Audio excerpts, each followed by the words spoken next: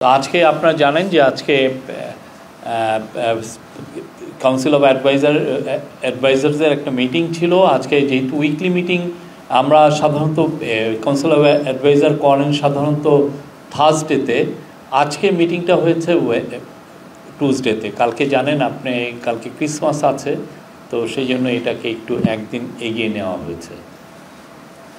তা আজকে অনেকগুলো বিষয় নিয়ে ডিসকাশন হয়েছে, কিছু কিছু বিষয়ে সিদ্ধান্ত এসছে। আপনারা in due course of time আপনাদেরকে ক্যাবিনেট থেকে এগুলো জানানো হবে।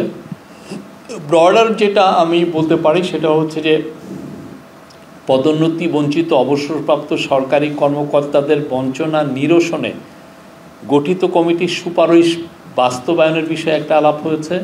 আর একটা হচ্ছে যে আমরা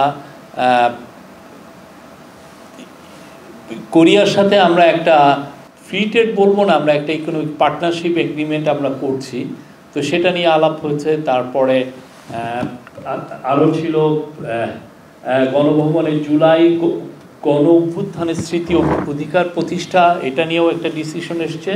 এবং সাইবার সুরক্ষা অধ্যাদেশ 2024-এর খসড়া চূড়ান্ত অনুমোদিত হয়েছে। এইগুলো আপনারা আরও ডিটেল আপনাদেরকে ক্যাবিনেট জানাবেন।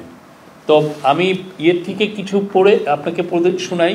সেটা হচ্ছে যে জাকির খান কমিটি, আপনারা জানেন জাকির আহমেদ খান কমিটি তাদের পদোন্নতি বঞ্চিত অবসরপ্রাপ্ত সরকারি কর্মকর্তাদের জন্য একটা সুপারিশমালা দিয়েছিলেন। সেটার এটা নিয়ে একটু থ্রেড ডিসকাশন হয়েছে। সেটার আলোকে যেটা ডিসিশন, এটার উপর একটা রিভিউ কমিটি হয়েছিল ক্যাবিনেট সেক্রেটারি নেতৃত্বে। সেইখানের মূল ছিল যে আপনারা জানেন যে আমরা এর আগে রিভিউ করেছিলাম 764 জনকে ভূতাপক্ষে পদোন্নতি দেওয়া যায়, এই বিষয়ে সুপারিশ করা হয়েছিল। তো সেই জন্য এর মধ্যে থেকে আমরা বলছি 119 জনকে সচিব পদে, 41 জনকে গ্রেড 1-এ এবং অতিরিক্ত সচিব পদে 528 জন এবং যুগ্ম সচিব পদে 72 জন এবং উপসচিব পদে 4 জন কর্মকর্তাকে ভূতাপক্ষে পদোন্নতি প্রদানের সুপারিশ করেছে। আর এটার জন্য যেটা আমাদের একটা প্রাক্কলিত খরচ যেটা চিন্তা করা হয়েছে যে এর ফলে রাষ্ট্রপতি কর্তৃক অনুমোদন সাপেক্ষে প্রত্যেক কর্মকর্তার জন্য প্রযোজ্য তারিখ হতে উচ্চতর পদে পদোন্নতির আদেশ জারি করা যেতে পারে এবং ভূতাপক্ষে পদোন্নতির বাস্তবায়নে বকেয়া বেতন, আনুতোষিক ও পেনশন বাবদ এককালীন আনুমানিক 42 কোটি টাকা এবং পরবর্তীতে পেনশন বাবদ আনুমানিক বার্ষিক অতিরিক্ত 13 কোটি টাকা বরাদ্দ করার কথা বলা হয়েছে। তো এইটা ছিল, এটার বিষয়ে একটা ডিসিশন এসছে। এবং এটা আমি আবারও বলছি, এগুলোর ডিসিশনগুলো আপনারা আরও ডিটেলে আপনার ক্যাবিনেট থেকে আপনাদেরকে বলবে। আর আপনি জানেন যে গণভবনের জুলাই গণ অভ্যুত্থান স্মৃতি জাদুঘর নিয়ে আমরা এর আগেই একটা ডিসিশন ছিল, এটা আজকে আবার এটার প্রতিষ্ঠার বিষয়ে আবার ক্যাবিনেটে আবার এটা একটা ফাইনাল ডিসিশন এসছে। আর ছিল হলো সাইবার সিকিউরিটি, সাইবার সুরক্ষা অধ্যাদেশ 2024-এর খসড়া চূড়ান্ত অনুমোদন। আপনি জানেন যে আমরা সাইবার সিকিউরিটি একটা স্ক্র্যাপ করা হয়েছে, বিকজ এটা এতই কন্ট্রোভার্সিয়াল এবং এটাকে আসলে ইউজ করা, মানে পতিত স্বৈরাচার শেখ হাসিনা এটাকে ইউজ করেছিলেন বাংলাদেশে ডিসেন্টিং ভয়েসগুলোকে মাজল করার জন্য, মুখ বন্ধ করে দেওয়ার জন্য, বা দেশে একটা ভয়ের পরিবেশ, কেউ যেন তার অপিনিয়নকে ফ্রিলি এক্সপ্রেস করতে না পারেন, সেইটাকে বন্ধ করার জন্য। তো সেইটাকে চেঞ্জ করে এখন একটা সাইবার সুরক্ষা অধ্যাদেশ, ওইটাকে যেহেতু স্ক্র্যাপ হয়েছে এটা ডিসিশন, সেটার একটা অনুমোদন করা হয়েছে। এবং এটার মূল ইস্যু হচ্ছে আমরা সাইবার স্পেসকে সবার জন্য আমরা সেভ করতে চাই। আপনি জানেন সাইবার স্পেসে অনেক ধরনের ক্রাইম হয়, অনেকে চিটেড হন, অনেক আমাদের মা বোনরা অনেক ধরনের বুলিংয়ের শিকার হন, শিশুদেরকে অনেক ধরনের বুলিংয়ের শিকার করতে হয়। তো সাইবার স্পেসকে সেভ করাটা এটা একটা গভর্নমেন্টের দায়িত্ব। তো সেই আলোকেই সাইবার সুরক্ষা অধ্যাদেশটা, এটার বিষয়ে আজকে আলোচনা এবং এই বিষয়ে একটা ডিসিশন এসছে। তা আমরা এই ছিল আজকের মূল আলোচনা। এবং কোরিয়ার সাথে যদি আমরা সত্যিকার অর্থে যে ইপিএ যেটা আমরা করার চেষ্টা করছি সেটা যদি হয়, আপনি জানেন কোরিয়ার যে গ্রোথ, এটা ফেনোমেনাল গ্রোথ।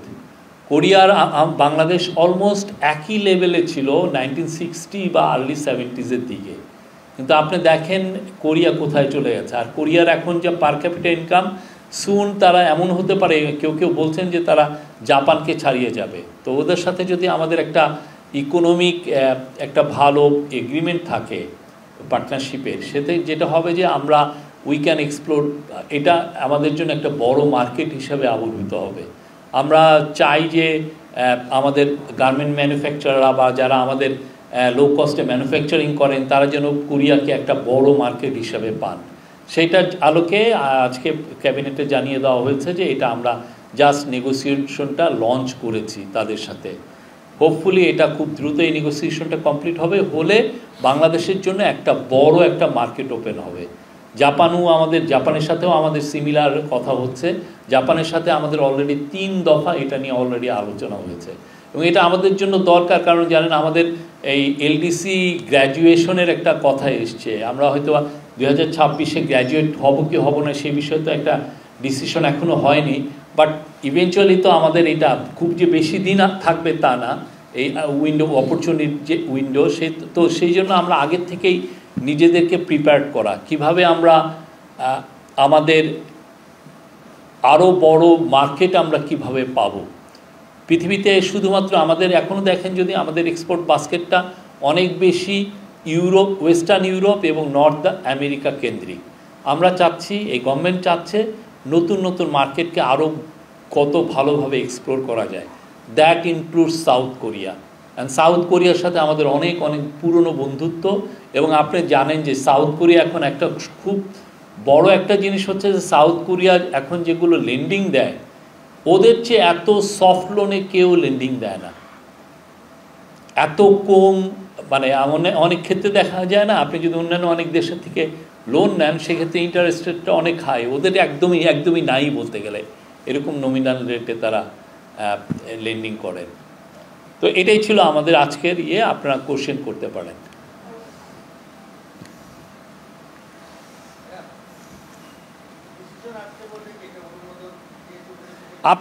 আমি তো বলছি আপনি দেখবেন, আমি পুরোটা এইটাতে আপনার ক্যাবিনেটের থেকে যে ডিসিশনগুলো আপনারা দিবে, এটা ওয়ার্ডিংয়ের একটা বিষয় আছে।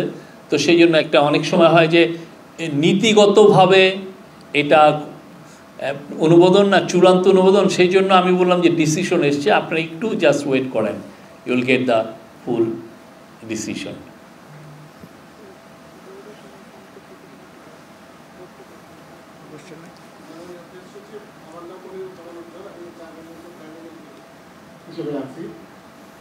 আপনি বললেন যে সাউথ কোরিয়া খুব কম লেন যেটা দেয় সেটা খুব কম ইয়েতে দেয়, ইন্টারেস্টে দেয়। সেই ইন্টারেস্টের ইয়েটা কি বলা যাবে যে কত কমে দেয়, যাতে আমরা অন্য কোনো দেশের সাথে তুলনা আপনি এটা তো এই এগ্রিমেন্টটা কিন্তু মানে আমাদের একটা ওদের অ্যাজ এ ট্রেড, ওদের সাথে আমাদের ট্রেডের একটা এগ্রিমেন্ট। এটা লেন্ডিংয়ের বিষয়টা না। আমি এমনি জাস্ট আপনাদেরকে একটা ব্যাকগ্রাউন্ড দিলাম যে সাউথ কোরিয়া এখন কোথায় গিয়েছে সেটার উদ্দেশ্যে। আপনি এটার লেন্ডিংয়ে কী পরিমাণ বা বোরোয়িং রেট বা এটার ইন্টারেস্ট রেটটা আপনি একটু ইআরডিতে জানতে পারবেন প্লিজ।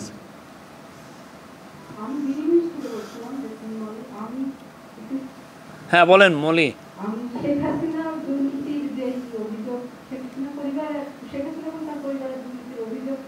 আপনারা কতটুকু তথ্য এখন পর্যন্ত জানতে পেরেছেন সেটা জানতে চাচ্ছি। উপদেষ্টা মাহফুজের ফেসবুক পোস্ট নিয়ে একটা আলোচনা হচ্ছে, ভারতও কিছু মন্তব্য করেছে সে বিষয়ে আপনাদের অবস্থানটা আপনি মাহফুজ নিয়ে করবেন। শেখ হাসিনার বিষয়ে আমরা গতকাল আপনারা দেখেছেন যে অ্যান্টি করাপশন কমিশনের আমরা একটা সামারি রিপোর্ট আমরা আপনাকে দিয়েছি। হ্যাঁ, এই জায়গাটা আমাদের জাস্ট কাজগুলো শুরু হয়েছে, আরও ডিটেল কাজ তো আপনারা দেখতে পাবেন সামনে, এবং এটা নিয়ে আমাদের খুবই টপ প্রায়োরিটিতে এটা। আপনি জানেন উনি একটা চোরতন্ত্র এখানে জারি করেছিলেন, তো সেই চোরতন্ত্রে কারা কারা আসলে তার সাথে এই মহাচুরিতে জড়িত ছিল এটা বাংলাদেশের মানুষ জানতে চায়, এবং এটা জানানোটা আমাদের একটা নৈতিক দায়িত্ব। তো উনি কি পরিমাণ চুরি করেছেন সেটা তো অবশ্যই আপনার সামনে এটা জানতে পারবেন। আর আপনার কি পরিমাণ বাংলাদেশের থেকে মানি চলে গেছে, এবং এটা শুধু বাংলাদেশের মানুষের টাকা, সেটা হচ্ছে যে তার একটা ধারণা কিন্তু হোয়াইট পেপার দিয়েছে। $16 বিলিয়ন প্রতি বছর সাইফন অফ হয়েছে। আর ব্যাঙ্কগুলো কিভাবে রবারি হয়েছে আপনারা তো দেখেছেন ব্যাঙ্কগুলোর ইয়েতে। তো আমরা সিরিয়াস প্রোব এখানে সিরিয়াসলি এটা আমরা ইনভেস্টিগেট আমরা করছি। এটা ওনার সময় যত ধরনের চুরি হয়েছে এবং এই যে লুণ্ঠনতন্ত্র চোরতন্ত্র কীভাবে উনি ইন্ট্রোডিউস করেছেন, এবং অলরেডি আপনারা দেখেছেন যে একটা রিপোর্ট এসছে যে তার পিয়ন, যেটা আগে উনি প্রেস কনফারেন্সে বলেছিলেন 400 কোটি টাকা, পরে আমরা দেখছি যে ওইখানে ট্রানজ্যাকশনই হয়েছে 628 কোটি টাকা। আমার পুরো অ্যাকাউন্টে, আমি কিন্তু একটা ভালো জায়গায় চাকরি করেছি 20 বছর, আমার পুরো অ্যাকাউন্ট আপনি নিয়ে টান দিয়ে দেখেন 2-3 কোটি টাকাও ট্রানজ্যাকশন পাবেন না। অনেকে বলেন এটা তো ট্রানজ্যাকশন, অনেকের ক্ষেত্রে যখন কোশ্চেন আসে যে ভাই এটা তো একটা ট্রানজ্যাকশন, এটা তো এমন কিছু না। তো আপনার অ্যাকাউন্টে কয় টাকা ট্রানজ্যাকশন হয়েছে, আমার অ্যাকাউন্টে কয় টাকা ট্রানজ্যাকশন হয়েছে, আপনি যদি চান আমি নিজে কিন্তু আমি অনলাইনে দিয়ে দিতে পারি যে আমার এই যে গত 20 বছরে এত কোটি টাকা ট্রানজ্যাকশন হয়েছে। একটা পিয়নের 628 কোটি না 626 না 628 কোটি টাকা ট্রানজ্যাকশন, উনি নিজেই তো বলেছেন 400 কোটি টাকা। আর মাহফুজের বিষয়ে আমাদের ডেপুটি প্রেস সেক্রেটারি বলছেন।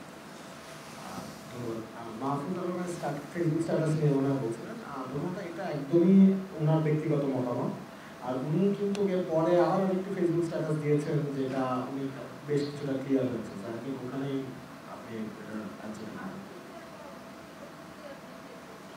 ভারত তার প্রতিক্রিয়া দেখাতেই পারে, ভারত আমরা বলছি যে এটা মাহফুজুর ব্যক্তিগত মতামত, উনি ডিলিট করে দিয়েছেন, উনি ডিলিটও করে দিয়েছেন এবং পরে ক্লারিফিকেশনও দিয়েছেন। আমার নাম শাওন হাসনাত, আমি আছি দ্য বিজনেস টাইমসে। তা আমি যেটা একটু জানতে চাচ্ছি, আইসিটি অ্যাক্টের মাধ্যমে মানে সাংবাদিকদের উপর যেটা হয়েছে বিগত সময়, শফিক ভাই আপনি নিজেও সাংবাদিক ছিলেন, আপনি নিজেও জানেন, তো নতুন যে আইনটি করা হচ্ছে বা অধ্যাদেশটি আপনি হয়েছে, এর মাধ্যমে কি মানে আমরা তো মানে গণমাধ্যম বা ফ্রিডম অফ এক্সপ্রেস সেটা কতটুকু মানে নিশ্চিত থাকবে বলে আপনি মনে করেন? আপনারা আমাদের এই গভর্নমেন্টের তো ক্যারেক্টার দেখেছেন গত 4.5 মাসে। আপনি কি কোনো ধরনের আপনার ফ্রিডম অফ স্পিচ বা ফ্রিডম অফ প্রেসে আমরা মিনিমামও আপনাকে আমরা ইনফ্লুয়েন্স করেছি? আমার মনে হয় না আপনি এই কোনো এভিডেন্স আছে এটার বিষয়ে। আপনি নিশ্চিত থাকেন এই যে নতুন যে সাইবার সুরক্ষা যে অধ্যাদেশ, এটার মাধ্যমে যেরকম সাইবার স্পেসও যেরকম সুরক্ষিত হবে আমাদের সমস্ত ভালনারেবল পিপলের জন্য, সমস্ত মানুষের জন্য, ঠিক অ্যাট দ্য সেম টাইম এটা আমাদের মিডিয়া ফ্রিডমকে প্রোটেক্ট করবে। এটা কোনোভাবেই আপনার স্বাধীনতাকে সংকুচিত করবে না। আমি এটা একটু নিশ্চিত, এটার বিষয়ে আপনি নিশ্চিত থাকতে পারেন। যেটা হয়েছে যে আগের যেগুলো কন্ট্রোভার্সিয়াল যেগুলো ক্লজ ছিল আগে সাইবার সিকিউরিটি অ্যাক্টের, সেগুলো সবগুলোকে বাদ দেওয়া হয়েছে।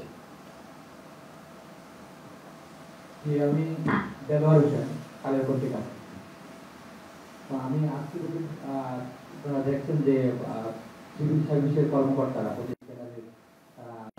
পালন করছেন। এদিকে আপনারা আপনি যেটা বললেন যে কর্মকর্তা, বঞ্চিত কর্মকর্তা, তাদেরও আপনারা একটা সুবিধা দেওয়ার মানে সিদ্ধান্ত হয়েছে উপদেষ্টা পরিষদের বৈঠকে। এগুলির সাথে গত 4 মাসে কিন্তু মানে হিউজ পরিমাণ কর্মকর্তা তারা বিভিন্ন পদোন্নতি পেয়েছেন। এর মধ্যে তারা তাদের যে সুবিধা, নানা রকম সুবিধার জন্যই দেয় আন্দোলনগুলো। সরকারি কর্মকর্তাদের জন্য সরকারি মানে তাদের যে আচরণ বিধিমালা সেটা অনুযায়ী বলা আছে যে এগুলি করতে পারে না, তাদের আচরণ বিধিমালা করতে এবং আন্দোলনের ব্যাপারে তাদের করার সুযোগ নেই নীতিমালা অনুযায়ী। এরপর অন্তর্বর্তী সরকারের বিষয়ে কোনো তাদের নির্দেশনা বা কোনো ব্যবস্থা নেবে কিনা। আর একটা বিষয় যে তারা তাদের যে ইস্যুটি দাঁড়িয়েছে যে জনপ্রশাসন সংস্কার কমিশন সাংবাদিকদের সাথে একটি মতবিনিময়ের সময় আলোচনার প্রেক্ষিতে একটি পরিস্থিতিতে তৈরি হয়েছে। আসলে মতবিনিময় তারা তো এখনো সুপারিশটা দেয়নি, মানে জাস্ট একটু মতবিনিময় সবার মধ্যে কিছু প্রস্তাব নিয়ে আলোচনা করেছে। এর মধ্যেই এরকম একটা বিশৃঙ্খল পরিস্থিতি তৈরি হওয়া, এটা কতক্ষণে আইন শৃঙ্খলা পরিস্থিতির সাথে যায় এবং পরবর্তীতে এই কমিশনগুলো এভাবে প্রতিবেদনগুলি দেওয়ার ক্ষেত্রে আপনারা কমিশনদের কিছু বলবেন কিনা যে তারা না দেওয়ার আগে এভাবে বলে তারা মানে কমিশনের পক্ষ থেকে এরকম কোনো বিশৃঙ্খল পরিস্থিতি সৃষ্টিরও কোনো কৌশল আছে কিনা বা আপনার এই বিষয়ে কোনো নির্দেশনা? আপনি অনেক যেগুলো বললেন সেগুলোর ব্যাপারে আমরা অনেক সিরিয়াসলি ওইগুলো দেখছি। আর আপনি জানেন যে প্রশাসনের এই যে বিষয়গুলো দেখার জন্য আমাদের জনপ্রশাসন সেক্রেটারি মহোদয় আছেন, ক্যাবিনেট সেক্রেটারি মহোদয় আছেন। আমরা খুব নিবিড়ভাবে এই জিনিসগুলো পর্যবেক্ষণ করছি এবং আমরা চাই না কোনো বঞ্চিত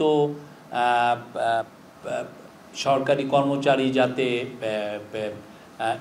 এমন ভাবেন যে তাকে আরও তাকে বঞ্চিত করা হয়েছে। আমরা সবার প্রতি আমরা ফেয়ার আছি এবং ফেয়ার থাকব, এই বিষয়টা আমাদের ডিটারমাইন্ড এই বিষয়ে। আর কিছু কিছু বিষয়ে যেগুলো বললেন কমিশনরা, আসলে আমরা যেটা হচ্ছে যে এই গভর্নমেন্টের একটা বড় একটা বিষয় হচ্ছে তারা খুবই ট্রান্সপারেন্ট। আমরা যা করছি এটা আপনারা জানছেন, কোনো কিন্তু ঢাক ঢাক গুড় না যে আমি মাটির কার্পেটের তলায় রেখে দিচ্ছি তা না। তো সেই জন্য একটা গ্রেটার ট্রান্সপারেন্সি আছে বলে অনেকে হয়তো বা এগুলো নিয়ে কথা বলছেন। এটা এই রকম না যে এইটার কারণে বিশৃঙ্খলা হচ্ছে, আমি এটা মানতে চাচ্ছি না যে বিশৃঙ্খলা হচ্ছে। আমি মনে করি যে আমাদের সিভিল সার্ভিস যথেষ্ট, তারা এই গত 4 মাসে যথেষ্ট পারঙ্গমতার পরিচয় দিয়েছেন। এইটা গত 4 মাসে আপনারা দেখেন আমাদের ইকোনমি একটা টার্ন অ্যারাউন্ড করেছেন। আমাদের বিভিন্ন জায়গায় আমরা একটু পরে আপনাদেরকে আমরা একটা ইয়েও দিব, কি যেন ল অ্যান্ড অর্ডারের ফিগারও দিব। সেখানেও আমরা দেখছি যে ল অ্যান্ড অর্ডারও সিচুয়েশনও স্ট্যাবিলাইজড হয়ে গেছে। তো সেই জন্য আমি মনে করি যে সিচুয়েশন ইজ ইমপ্রুভিং। অবশ্যই যারা যারা মনে করছেন যে তারা বঞ্চনার শিকার হয়েছেন সেগুলো বিষয় তো আমাদের সিভিল সার্ভিসে যারা বড় কর্মকর্তা আছেন, জনপ্রশাসন সেক্রেটারি আছেন, আমাদের ক্যাবিনেট সেক্রেটারি আছেন, ওনারা তো এইগুলো দেখছেনই।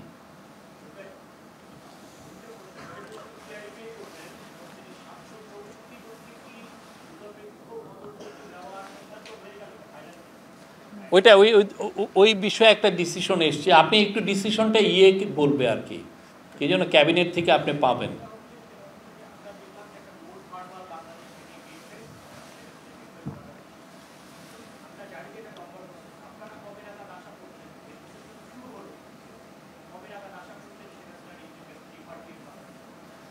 এটা আমাদের এইখান থেকেও লিগাল প্রসেসটা আমরা তো খুব জোরে সোরে করছি, আপনারা দেখছেন। কিন্তু লিগাল বিষয়টা হচ্ছে যে রুলস অফ ল যদি মানতে হয় আপনার লিগাল প্রসেসগুলোও তাকে তার টাইমটুকু দিতে হবে। আপনি ইচ্ছা করলেই লিগাল অনেক কিছুই আপনি খুব দ্রুত করতে পারেন না। তো আমরা যতটা দ্রুত সম্ভব, এটা বাংলাদেশের এক্সিস্টিং লিগাল প্রসেস যতটুকু সম্ভব আমরা সেই অনুযায়ী কাজ করছি।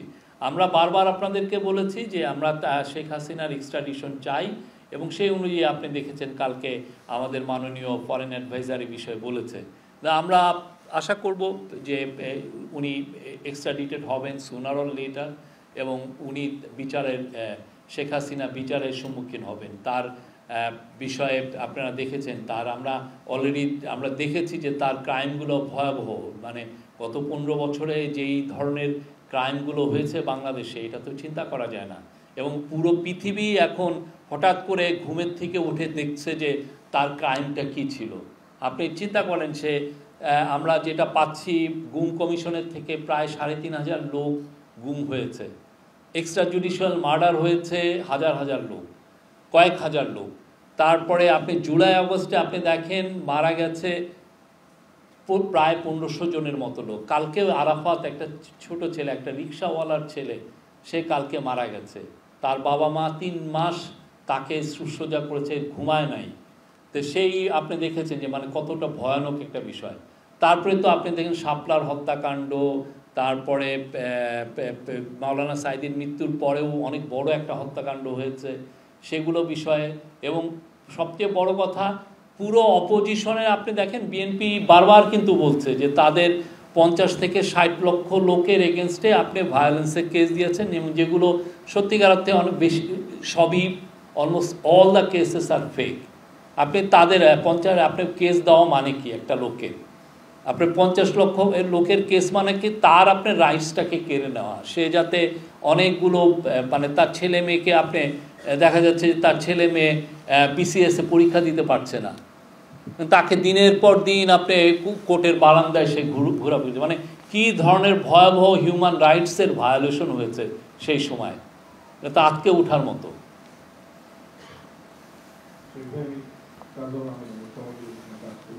একটা প্রশ্ন হচ্ছে যে সাউথ কোরিয়ার সঙ্গে যে পার্টনারশিপ এগ্রিমেন্টটা, এটা কি শুধুমাত্র ট্রেড রিলেটেড কিনা, এটা একটা প্রশ্ন। দ্বিতীয় প্রশ্ন হচ্ছে যে আপনি বলছিলেন যে এই সরকার আমলে প্রেস ফ্রিডমটা অনেক বেশি সমুন্নত রাখার চেষ্টা করা হয়েছে, আপনার দপ্তরের তরফ থেকে কোনো ধরনের চাপ আসেনি একটু নিশ্চিত হতে পারে, কিন্তু একইভাবে দেখা যাচ্ছে যে বিভিন্ন সমন্বয়ক যারা তারা এখানে অফিসে গিয়ে একাধিক অফিসে গিয়ে তালিকা দিয়ে আসছে যে এদেরকে বের করতে হবে সে অফিস থেকে, তো এটা কি আসলে প্রেস ফ্রিডমের জন্য কতটা সহায়ক বলে আপনি মনে করেন?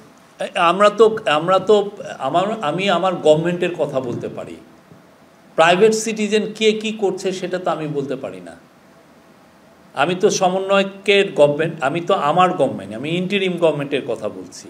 আমার গভর্নমেন্টের কেউ যদি এই ধরনের কোনো ইনফ্লুয়েন্স করে, কোথাও যে বলে যে না এর চাকরি খাও, আপনি আমাকে বলবেন। তো আমার গভর্নমেন্টের বাইরে আমি তার কে কী করলো, সেটা বিএনপি হোক, আওয়ামী লীগ হোক, আর যেই হোক, সেটা দায়িত্ব তো আমার না, বা বৈষম্য বিরোধী ছাত্র, এটার দায়িত্ব তো আমার বিষয় না, ঠিক না? আপনারা এটা ওনাদেরকে কোশ্চেনটা করেন যে আপনারা কতটুকু প্রেস ফ্রিডমে বিশ্বাস করেন, এটা ওনাদেরকে কোশ্চেন করেন, ঠিক না? কিন্তু আপনি যখন এই কোশ্চেনটা করেন, তা আপনার তো, আমার মনে হয় যে এটা সত্যিকার we are not the right person to answer this question.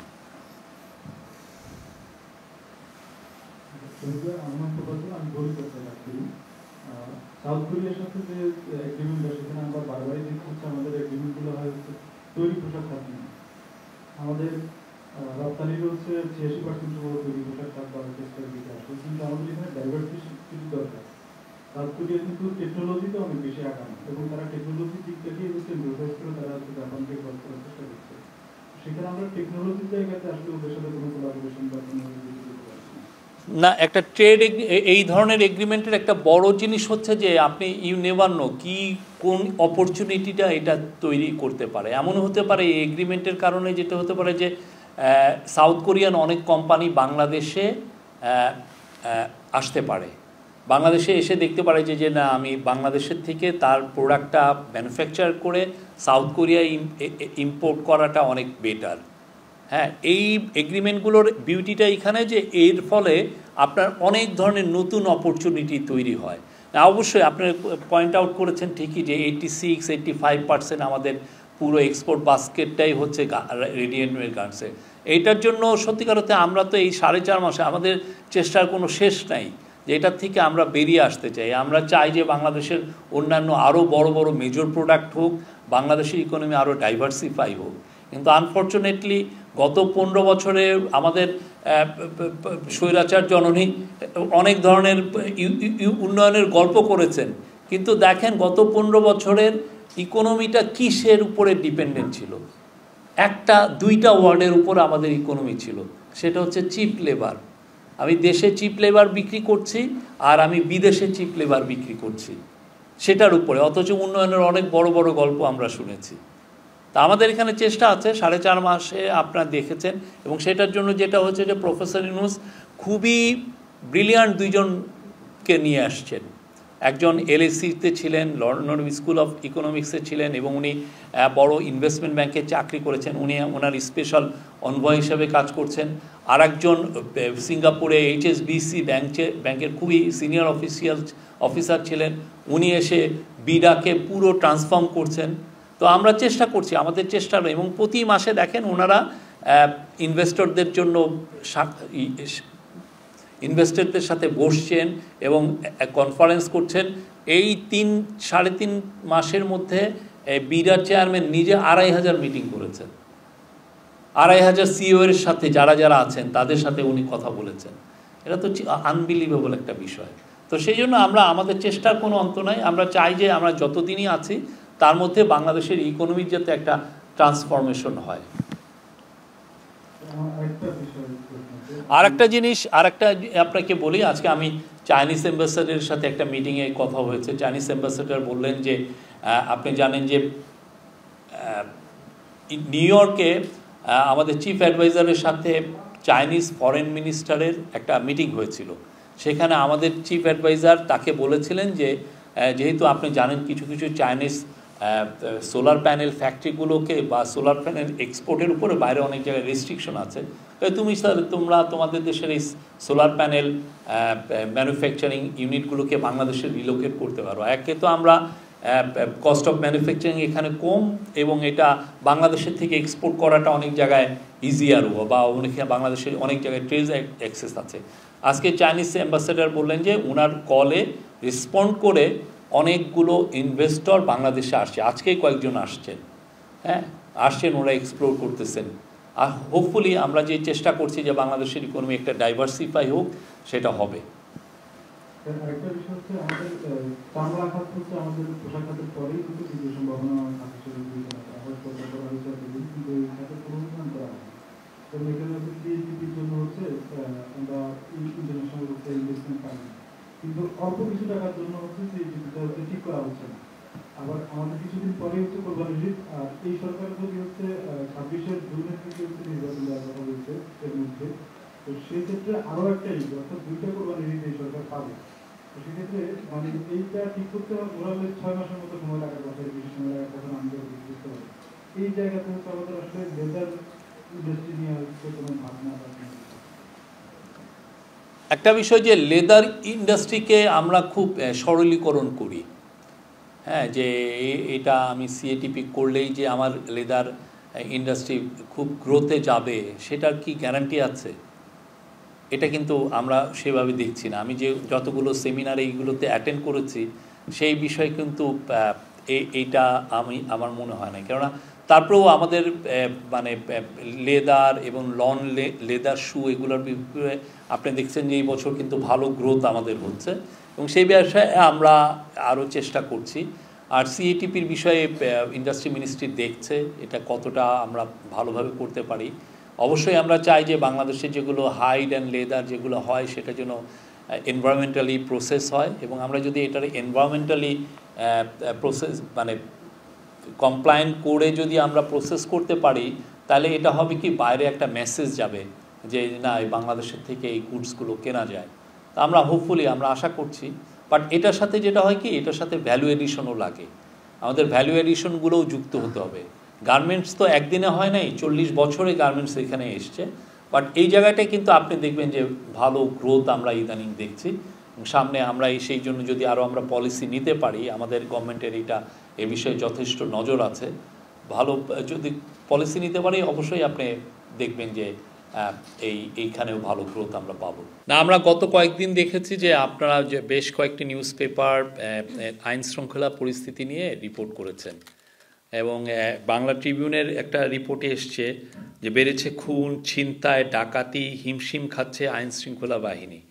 তা আমরা এটা আমাদের নজরে এসছে, হ্যাঁ, যেটা হয়েছে যে একটা যেটা আমরা দেখছি যে একটা মিসআন্ডারস্ট্যান্ডিংয়ের একটা শিকার হয়েছেন অনেক সাংবাদিক। এটা যদি পুলিশ হেডকোয়ার্টারে ভালো মতো জিজ্ঞেস করতেন তাহলে তারা একটা ভালো পিকচার দিতেন। ওনারা জাস্ট যেগুলো স্ট্যাটিস্টিক্স আছে অনেক ক্ষেত্রে যেটা হয় যে আনভেরিফাইড স্ট্যাটিস্টিক্সও অনেকে দিয়ে দেন। তো সেটা হচ্ছে যে ওইখানে বলা হচ্ছে যে একটা প্রতিবেদন প্রকাশ হয়েছে বাংলা ট্রিবিউনের প্রতিবেদনে, সেপ্টেম্বরে 2024 সালে 583টি, অক্টোবরে 2024 সালে 399টি, এবং নভেম্বর 2024 সালে 337টি খুন মামলা হয়েছে, এটা ওনারা দাবি করেছেন ব্যাপারটা। এবং এতে বলা হচ্ছে যে এই পুরো সময়টা বাংলাদেশে আপনি যদি দেখেন, আপনারা যদি যারা ক্রাইম বিট করেন দেখবেন বাংলাদেশের মার্ডারের রেট প্রতি মাসে 250-300 বেশি যায় না, হ্যাঁ, এটা একটা স্ট্যাবল থাকে, যদি না যে খুব ব্রুটাল কোনো গভর্নমেন্ট যদি তার জনগণকে না কিলিং করে।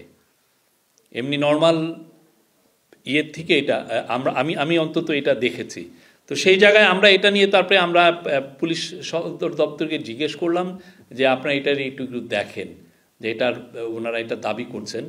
তো ওনারা এটা দেখেছেন যে এই যে গত 3 মাসে অনেকগুলো বেশি, যেমন 583 যেটা বলা হয়েছে, ইনফ্যাক্ট সেই মাসে আপনার খুনের মামলা মানে ওই মাসেই খুন হয়েছে এরকম মামলা মানে হয়েছিল 283টি, আর বাকি যে 300টা এটা হচ্ছে যে আপনি যে জুন জুলাই যেগুলো মার্ডার হয়েছে কিলিংয়ে, সেই মামলাগুলো আপনার সেপ্টেম্বরে এসছে। ফলে আপনি যে ফিগারটা পাচ্ছেন যে সেপ্টেম্বরে 583 জন খুন হয়েছে, এটা ইনফ্যাক্ট ফিগার হচ্ছে 283টা মার্ডার হয়েছে, আর বাকি 300 হচ্ছে জুলাই আগস্টের যেই যে আপনি দেখছেন যে 1400-1500 জন ছেলে মেয়েকে যে হত্যা করলো, সেইটার মার্ডারের কেসগুলো এই সময় হয়েছে। ঠিক সিমিলারলি একইভাবে অক্টোবর 2024 সালে আপনি